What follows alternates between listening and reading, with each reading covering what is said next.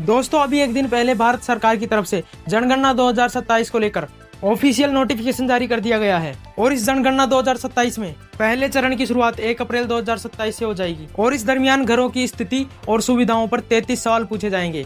यानी जनगणना के दौरान सरकार आपसे 33 तरह के सवाल पूछेगी।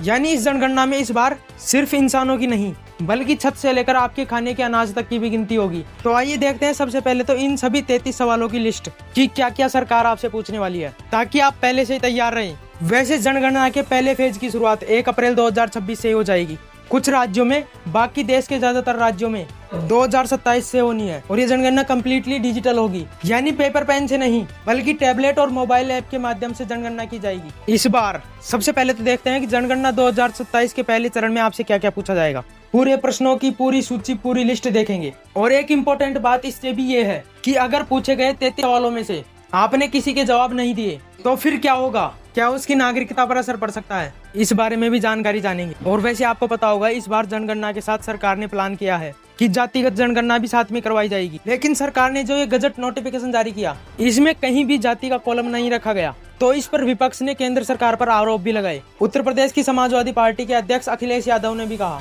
कि जाति का कॉलम तो कहीं है ही नहीं, फिर जातिगत जनगणना कैसे होगी। ये देख सकते हैं आप, अखिलेश यादव की तरफ से ट्विटर पर यह पोस्ट किया गया। और इन 33 सवालों की लिस्ट में 12वें नंबर का जो सवाल है, क्या परिवार का मुखिया अनुसूचित जाति, अनुसूचित जनजाति या अन्य से संबंधित है, सिर्फ यही सवाल किया गया। इसमें क्लियरली उसकी जाति नहीं पूछी गई है।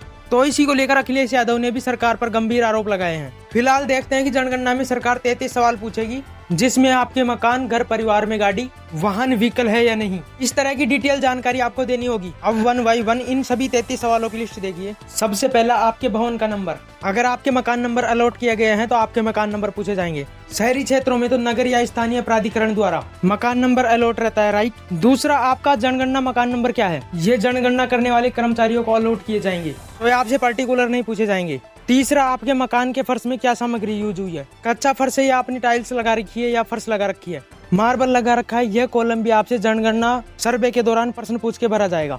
मकान के दीवारों में क्या सामग्री यूज हुई है, छत में क्या सामग्री लगाई गई है, और जो मकान आपने बनाया है उसका उपयोग क्या है, आपने किराए पर दे रखा है या आप खुद रहते हैं या कोई कॉमर्शियल यूज के लिए बना रखा है उसको।